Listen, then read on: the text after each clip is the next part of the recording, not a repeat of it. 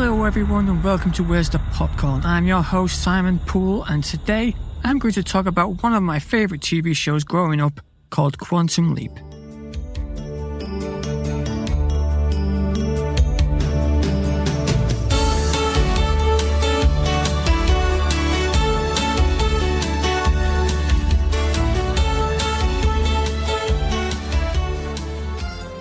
I got inspired to talk about the show after seeing an article I saw on Bang Showbiz via Yahoo called 10 Facts About Quantum Leap.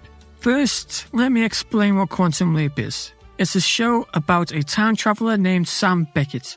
The time travelling is called leaping, and in every episode he leaps into someone to fix something that once went wrong. He is guided on his journey by a hologram named Al Calavici that only Sam can see and hear. Later in the series, we find that animals, kids, and in one episode, someone with similar brainwaves as Sam can see Al as well. Now, keep in mind that this show was on in the late 80s. There is a remake that, as of recording, is still going on with its second season with no news of a potential third, which I will discuss the remake a little at the end. So in saying that, there were some leaps that Sam would find difficult, like a pregnant woman, even a monkey and an amputated soldier. And some leaps also based on real people, like Elvis, Marilyn Monroe's bodyguard, and Lee Harvey Oswald. The fifth and final season was the more adventurous, mostly due to poor ratings and trying to save the show. It is mentioned in most of the shows through a monologue as part of the intro that Sam hopes that his next leap is his leap home, but in the final episode it mentions that Sam never returned home. For Sam's last leap, before the last episode ends, Sam finds out that he has control of his leaps. So he uses that control to help reunite Al with his ex-wife who believed that Al had died in the war. I have a few theories I'd like to share, but first I want to share with you the 10 Facts article that inspired this episode. Originally, Quantum Leap was dreamed up as a spin-off to Battlestar Galactica.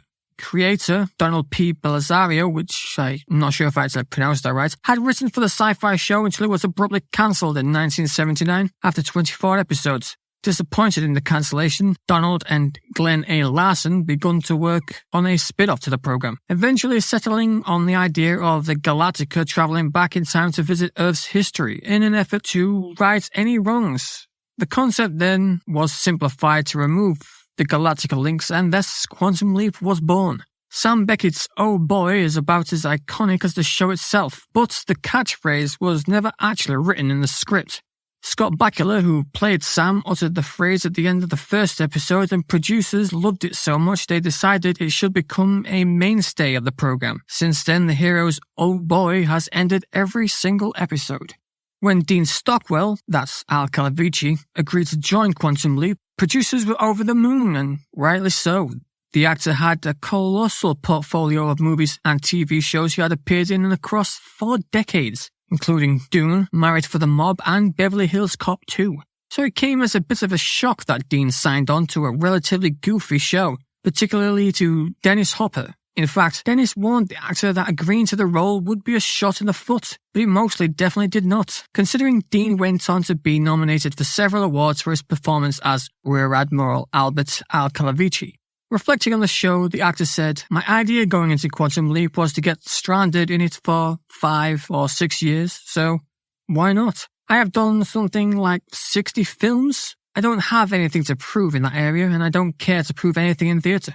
Rear Admiral Albert Al Calavici can often be seen with a cigar in hand, but there's more to the story than it being a simple character trait. When Dean Stockwell agreed to play Al, the actor suggested that the Rear Admiral should always be seen smoking a cigar whilst communicating with Sam Beckett. The actor later revealed that he only made the suggestion as a way for him to get free cigars, which of course he did for 5 years. Several big names appeared in Quantum Leap over its 4-year run. 2 years before she played Rachel Green in Friends, Jennifer Aniston appeared in the season 5 episode Nowhere to Run, in which she plays a volunteer at a hospital that aids Vietnam veterans. Other stars to have cameos include Joseph Gordon-Levitt and Neil Patrick Harris.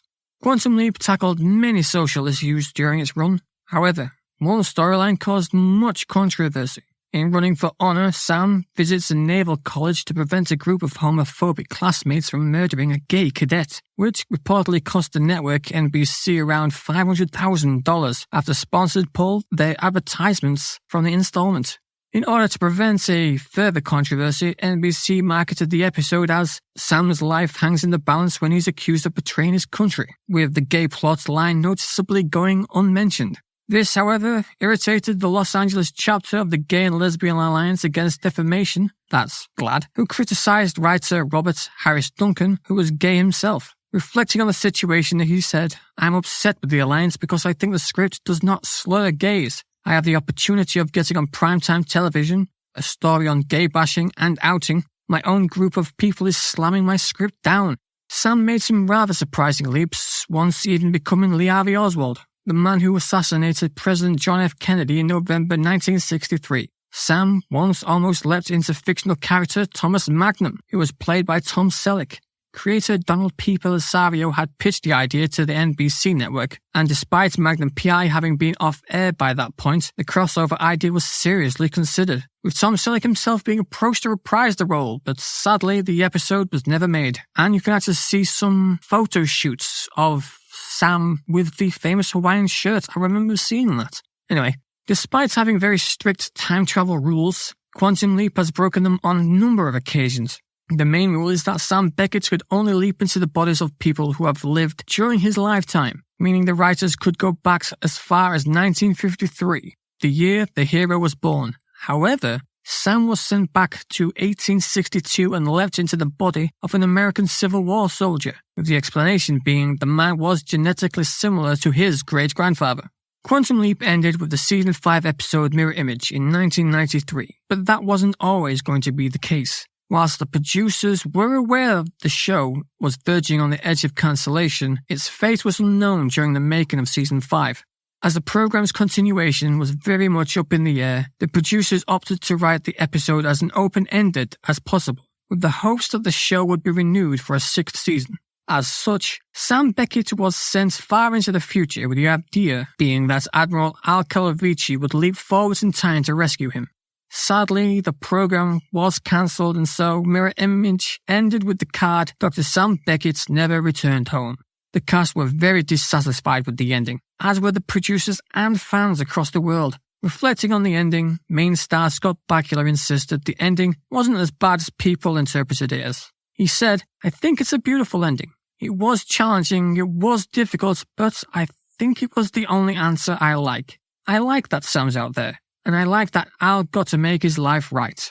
Having jumped around time a lot, Scott Bakula has come up with definitive points in history he would travel to in order to prevent tragedies if the technology to do so existed. He said, "I wish certainly I could go back and change the course of any of the world wars that have caused so many losses.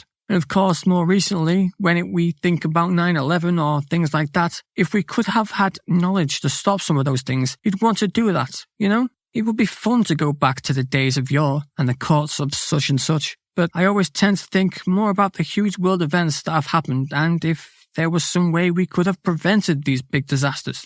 Now that's all quotes that got from Bang Showbiz, so I couldn't find any actual evidence to say that these were actually said, so just quoting this article. Now, I haven't read any fan theories on this show, but I have some of my own I'd like to share. The first is about the Evil Leaper. The Evil Leaper showed up a few episodes on the last season and intends to do the opposite of what Sam does, that being doing bad instead of good, hence the name, Evil Leaper. My theory is why the Evil Leaper exists, how it even happened. In Season 5, Episode 6, Sam, who leaps into an old man who sees a UFO, gets kidnapped by some doctors or agents, I can't quite remember, and is given some kind of truth serum kind of thing. He's asked questions, where Sam answers them as himself, as Sam, mentioning he's from the future, talks about quantum leaping and how to quantum leap. And also you have to think what episode follows this episode. It's the one where the Evil Leaper appears. So I think that these agents or doctors or whatever used that information, created their own quantum leap and started doing the evil things, you know? My last theory is I think I know where Sam is. You see, in Season 5, there is a trilogy of leaps. These leaps are all connected in some way. In the second episode of the 3, Sam ends up sleeping with someone, and in the third episode, we are introduced to a girl named Sammy Jo, who we find out is, somehow, Sam's biological daughter. Al, in the episode, tells Sam this, and also explains that Sammy Jo currently works at Project Quantum Leap. What are the chances that Sammy Jo knows about Project Quantum Leap? I believe that Sam leaps back to that time and helps raise Sammy Jo, making it possible for Sammy Jo to work at Quantum Leap. So I think that Sam did raise Sammy Jo with the mother and went back to that particular time. I'll end by mentioning that the new Quantum Leap episodes are a continuation of the original. Sam and Al are mentioned but don't star in it. Ernie Hudson, the original Ghostbuster, plays a character that Sam has leapt into in the original season. I do watch the new season, but there is only one thing I'm not a huge fan of. Now, there are a few TV shows that have been rebooted or remade or even brought back, like Hawaii Five-0 and Magnum P.I. And those original shows had something in common with Quantum Leap, and that was the intro music was amazing. And when 5-0 and Magnum came back, they also brought back the music but slightly modified it. But Quantum Leap? Nope. Just a little gripe I have. The new season is quite different, but I enjoy it. What do you think? Do you like the new season of Quantum Leap? Did you enjoy the original season of Quantum Leap? Well, you decide on the new season. Hopefully it keeps going. Thanks for listening to Where's the Popcorn? I'm Simon Poole, and take care.